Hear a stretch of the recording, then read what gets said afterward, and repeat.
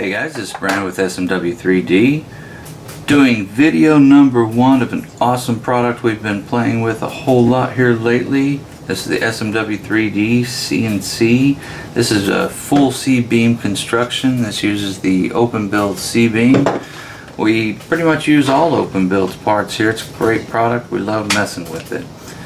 Quick bomb check. We've got an adjustable Acme block, 2 M5x20 bolts, 3mm spacers, M5 nuts. All wheels are on M5x25 bolt. We've got 3 full-size wheels, 8 mini wheels. Each one of the minis gets an 8x5x1 shim, M5 nuts, 6mm standard spacers and eccentrics. We use the minis on this because we're inside of the C-beam. You have to have the minis to make adjustments. The larger wheels get a 0.2mm shim. We'll go into a little bit more depth later in the videos as to why we need these. As far as tools go, I got a little bit of red thread lock. You don't want to take this thing apart once you build it. Yes, we do use nylock nuts. This though, this machine can handle a lot of stresses, a lot of forces, and we want to be able to put this together once and not have to take it back apart. 8mm combination wrench, 4mm Allen wrench, and a hand file. I'll show you why I have this here soon. So,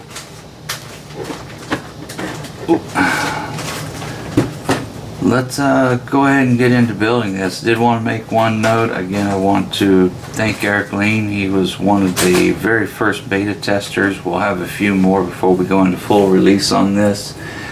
He's had a lot of great input. Several things in this design are his brainchild as much as they are anybody else's. Let's go ahead and get into building. Alright, so the first thing I want to do is go ahead and start with a full-size extreme wheel. I'm going to go ahead and build this one. I've had a few comments before about how you build a wheel kit. Basically, I'm just going to go ahead and drop one of the bearings out of the wheel kit. This is all that comes in the wheel kit. Drop one of the bearings in there. Drop one of the 10x5x1 washers in there. Go ahead and slide a bearing over a bolt. Doesn't matter what size bolt. Any bolt will work as long as it's an M5 bolt. I'm going to stab the 1 thick millimeter spacer, pop it together. That's all I took. Oh, and I messed up my spacers there. So that's how you build a wheel kit. In this build, we won't use these 1mm shims that come in the. There's typically 2 in each wheel kit. We won't use these in this. I get to keep that one. It's extra. Go ahead and put the M5 nut there. And let's go ahead and build. Alright, so I have all my wheel kits built. Everything's ready. I'm going to go ahead and take my plate here. A few little features here. You'll notice recess on the outside in the bearing area.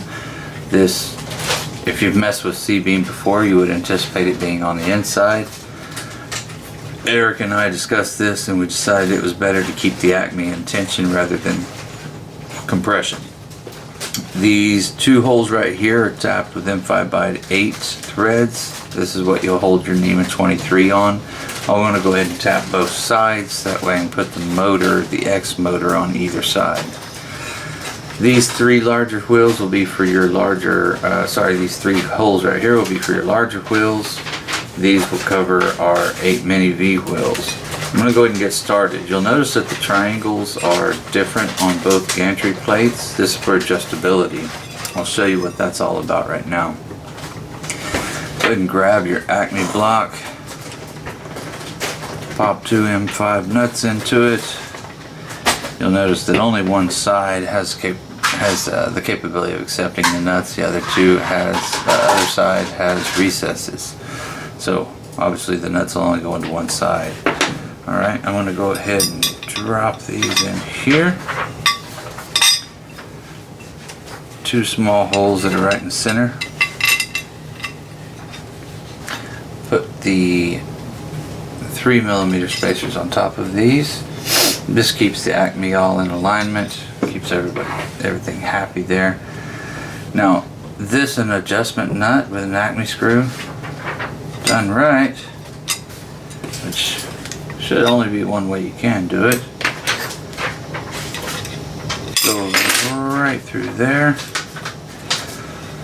You can use battery operated tool if you want to, such as a drill with a 4mm bit on it to make this process a little quicker.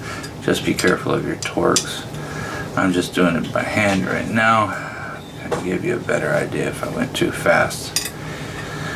Might give you the wrong idea. So in this recess you can see the value of this. If I at a later point in time decide I need to adjust the tension on the Acme, this recess gives me the ability to reach right in here and do exactly that. It also gives me the ability to stick an 8mm Acme or 8mm combination wrench in here and tighten that up. So that's the reason we did that. Pretty neat. Both sides are different. One of them, the triangle faces towards the lower, that would be the opposite side. Pretty neat deal there we got. Alright, so go ahead and do some wheels here. The lower wheels are just going to accept the standard spacers. Go ahead and drop those bolts in there and put a couple of 6mm spacers on there. Go ahead and drop some 8x5x1 shims on there.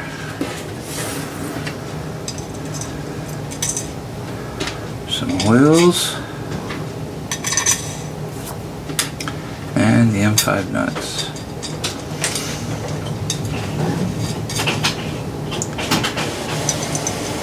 Alright, so easy breezy, right? I'm going to take and I'm going to get rid of that one. Go ahead and hold this right here. Use my 8mm combination wrench and I'm going to go ahead and tighten these wheels down here. Oops, you guys about let me forget. So I'll tighten it. Go ahead and just put a drop in here. I've got about 2 threads inside the nuts right now. This leaves me about a thread and a half. So now I've got a little drop of that in there. Go ahead and tighten these up.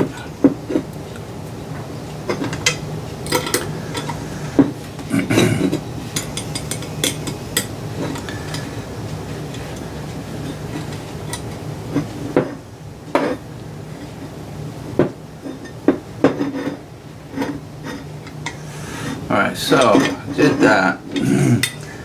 I want to kind of make sure that they look good and centered inside the holes there, which they are. Should be machined that way. Shouldn't be a big deal. Just want to make sure that there's not much tolerance gap in there. Once that's like that, I'm going to go ahead and tighten these lower ones pretty good. They shouldn't move from here on out. There's no adjustments to them. And that's how we're going to do the lower wheels. Everything should be flush and recessed. If you, sooner or later, other people will start making plates on these, plates for these machines. I will say there's some very exact tolerances that are associated with these recesses and holes. If there is a problem, it may be too late to know it until after you're done building the whole gantry. Just as I said, if you don't get your plates from us, which is it's open source, and I hope lots of people out there, you know, really get into this build. I hope it's a good enough build for that. Just watch a lot of the things I do in this video and double check some of the tolerances. One of the main things is this is very exact. The height that the bolt sticks out of the nut, I can't express how important that is. when we assemble this into our C-beam, there's a very exact tolerance in between the bolt and this inside wall. If that cut is done wrong, these bolts are going to drag and it will show up in your cut. So just something to look out for. Go ahead and build these other lower two. You can tell these holes are pretty tight. We want these pretty tight. You may even have to come to the point of forcing them through there. We want it that way because we want this line to be very rock solid. We don't want any of the wheels a little higher or a little lower down here. I want them to make it a little easier to machine, but it is a pretty complicated gantry plate to machine. Tolerances are extremely tight, but the payoff is pretty great.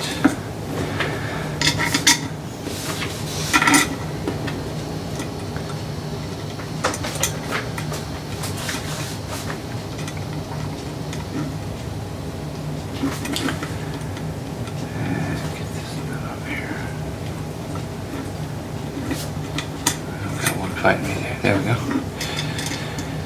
And next one. Said I only want to do about a thread and a half. Drop the Loctite. I'm using red. I think blue would be acceptable. Alright. Let me tighten these down.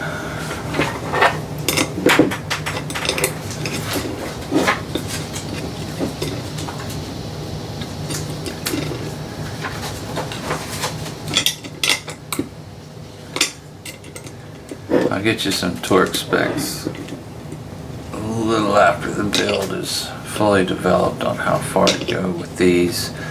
I myself really like small details like that. But right now for these videos I'm not going to pull the torque wrench out.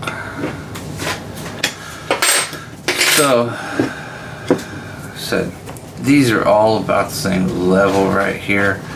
The reason I have the file out is the ends of these bolts aren't exactly perfect. Sometimes they'll have a small ledge on them where the machine that makes these rolls the thread out onto them.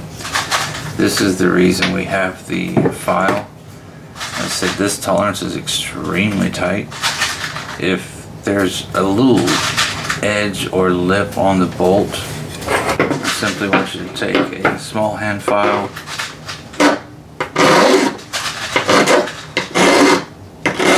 and knock it off.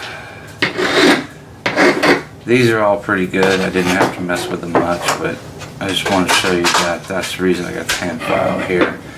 When you're building this and you actually get it inside the C-beam, it'll be really hard to catch on camera here, but if you get it inside the C-beam, you're going to see exactly how tight these tolerances are. Alright, now I'm going to go ahead and build the upper row. Do a 6mm spacer, a centric spacer. I want to roll these to where the bolt is closest to this axis. You can rotate these and you see how the bolt is kind of moving up and down there. I said for right now we want it to be closer to this bolt.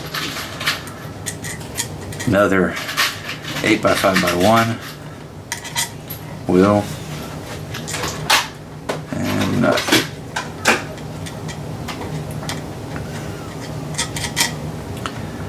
Do the same right here.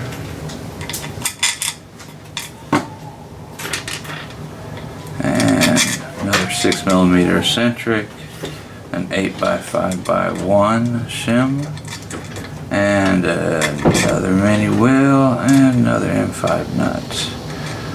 So yes, there are a ton of wheels. Chose to do that on purpose. This is an extremely great, low friction, rigid, linear system.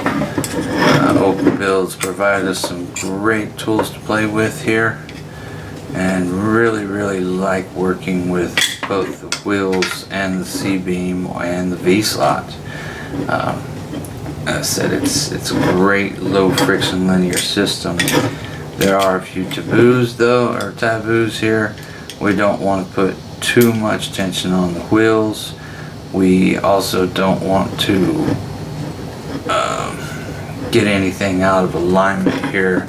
We want just the right amount of drag. Now you notice on these two I'm not tightening the crud out of these. Not yet, at least. I want to leave these slightly loose, but not dangling by any means. They're pretty tight.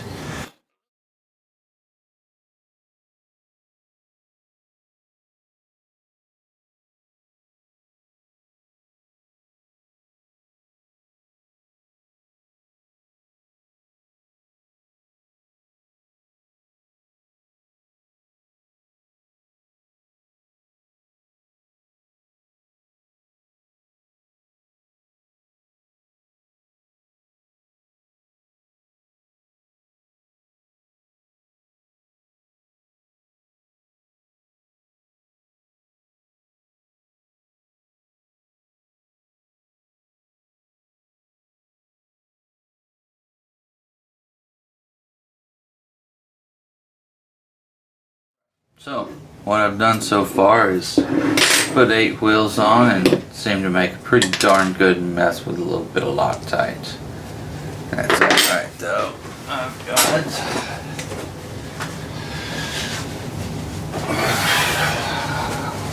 towel over here. Knock this stuff right off. No problem. Alright, so you know, earlier I said I wanted the eccentrics all the way at the bottom. So in these recesses, I made these an exact particular size so that you can see where the eccentric spacer is from the outside. I'm going to show you that on this one right now. You can see that, if I can get it up pretty close there without being out of focus, you can see that it tends to be facing a little bit, pretty much right there. When I roll this eccentric around,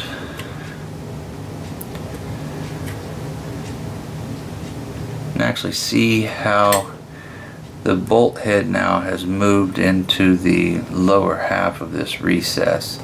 You can use this throughout the entire, you know, owning it, watching it, building it, messing with it, and adjusting it afterwards. If you need to adjust something, this will be a good way to kind of tell where your eccentrics are. Alright, so I want for this beginning step for most of them to be facing down, so I'm going to go ahead and look. This one's good already. It's towards the lower half of that hole. We just moved this one to the lower half of the hole. See, this one's in pretty good location. It can be lowered more. And this one's facing out towards this side. Let me go ahead and fix that right now. There we go. Oh, a little too much. Go ahead and adjust this one slightly as well. There we go. Now I pretty much have all of them at the bottom. What I'm going to do is go ahead and grab that piece of C-beam we talked about earlier. So this is Z-axis, 500 millimeter length. You can work with 1000. It's both of them are easy to mess with. I just like the 500 because, especially for this video, it's easier to handle and go with. So right now you can tell I've got this on here. It's nice and loose, a lot of play. What I'm going to do is take that play out with the eccentrics. So what I want to do is go to this, look at this bolt head, and I'm going to rotate this around to, if this were a clock face, I'm going to try to put this around 7, 8 o'clock area. Go ahead and repeat the same with the other. Alright, so those are about the same with respect to the bolt head inside the recess. Let me see what that looks like. Alright, so less play for sure. So I know I'm on the right track. I'll go ahead and move these around to, say, about 9 o'clock. Again, I'm treating this as a clock face, 9 o'clock being on the horizontal almost. Alright, so those are both about at 9 o'clock there. I'll try this again. Okay, definitely way less play. I'm going to go ahead and roll up to the next set of wheels. I get up to the next set of wheels, and with my finger, you can see that there's a little drag on this one, no drag on this one. Move it. I move the C-beam, and there's no drag on this one, no drag on this one. This lets me know that we're going to use the wheels to adjust this C-beam down them. Right now, if I can touch this wheel and not touch this wheel, it lets me know that this set right here is allowing me to move just a little bit too far this way. So I'm going to take and only raise this one right now. This may seem slightly complicated, but once you get into building this, it's going to be kind of apparent what I'm talking about. Okay, that's real tight now. When I say tight, it still moves under gravity. Get up to the next set. There we go, look at that. I am exactly touching this wheel now. I'm not touching this one. What I want to do is go ahead and adjust this wheel now. Right now we still got it at like the 12 o'clock position. I'll go ahead and roll it out to the 9. That looks about right there. All I did was stick the wrench on it, turn this in. And lay there. Alright, so looks like I am touching both wheels. Probably going to be hard to see in video, but this wheel's turning well. This wheel's kind of turning, skipping a little bit. I'm going to go ahead and make a little bit more of an adjustment on this one.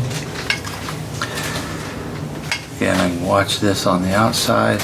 Basically what I'm doing on the back side is just giving a slight twist to the eccentric. Now, when I roll the C-beam down it, both wheels are touching, turning. Alright, so I'm really happy with that. Next set of wheels, get to them, and I can see when I run the C-beam down them, the lower's touching, the upper's not. So again, I'm just going to go ahead and turn this wheel out a little bit. Get up to the next set, bottom's still turning, top's not. Turn this out just a little bit more. There's going to be a pretty good set. Alright, so here's a good example of being too tight. Alright, so I can't get, I'm not using a lot of force, but it gets up to the wheel and it stops. Whatever you do, don't make these too tight. Get to this point and force the C-beam over it. This ledge right here will cut this wheel, and you'll get a small indentation that rolls around the wheel from that. So right now what I know, since it won't roll over it, make sure that's not the head of my bolt. No. What I know is that that wheel is too tight. I'm going to back this off just a touch. And let's see if there we go. Rolls right over it. Now, what I've got from just that is an axis that is super tight. There's no play anywhere in this anywhere. Alright, so that's about all you need to do for those. Again, if the heads of the bolts are dragging slightly, I want you to touch the tops of them with a file. This is an extremely tight fit. You get inside there, it's going to be again hard to catch on video, but there isn't much playroom inside there, and we don't want any friction here. So I'm done. This thing will fall on its own accord, but when I roll it up on end, there is zero play there. It's where I want to be at. One test you can do is once you get this built, reach inside, touch the wheels. The wheels should not stick. You should be able to turn them by hand, but they shouldn't turn freely. I'm putting my finger on this wheel right now. If I turn it, the axis moves. I can grab it and still turn the wheel though. If I can grab it and not turn it, it's too tight. If I can grab it, turn it, and the axis doesn't move, it's too loose. You can grab both of these and check those. Grab both the insides and check those. If anything's loose or misaligned, you got a problem. Go ahead and use the eccentrics to adjust that. Alright, so I can feel all of these inside here all feel real good. So the next thing I'm going to do is go ahead and build this top now. The top is done with 6mm mini eccentric spacers. I'm just trying to keep the bomb simple here. I'm going to put one of these 0.2mm shims on here. A full-size extreme wheel. And an M5 nut. Don't force this over there until you've had the eccentric adjusted. This one's a little different. Go ahead and adjust it. Or go ahead and tighten this up here. Oops. And you guys about let me forget my Loctite.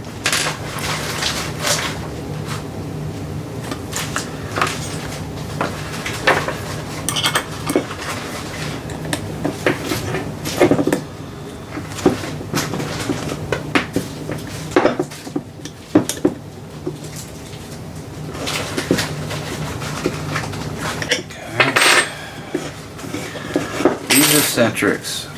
Right now it's like at 6 o'clock. I actually want to start with them up at 12. This is where this axle is farthest away from this axle. Go ahead and get it there real quick.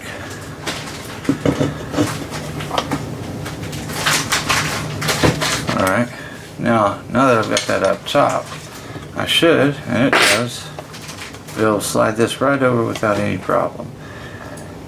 Now, here again, what I was talking about earlier is I can roll the wheel with my finger and the axis doesn't, or the plate doesn't move. I want to put a little more tension on it than that. I'm going to simply turn this down. Now I can roll the wheel and the axis moves. I'm going to hold the axis. There we go, and the wheel still turns. The axis doesn't move. Alright, that's where I want those at. Go ahead and run this one.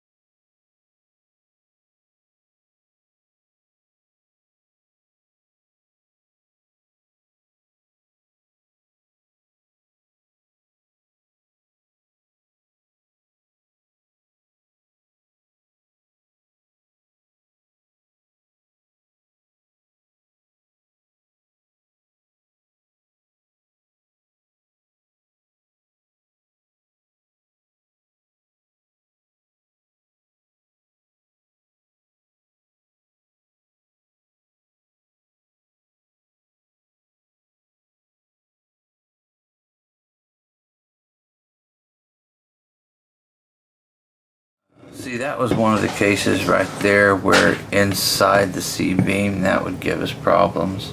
It's kind of random when they're going to do that. It just depends on how the manufacturer of the nut, if you got one that was built on a Friday, so to speak, that would have given us problem. If this was inside the C-beam, we would have to file that off. If it's on the outside, we don't necessarily have to do that. So both of these are nice and loose.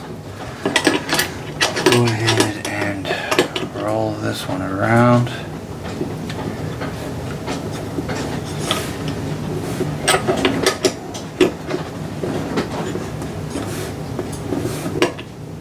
Getting close.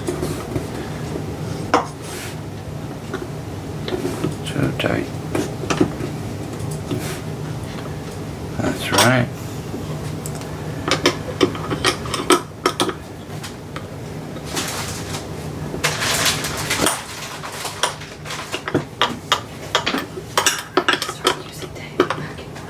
So,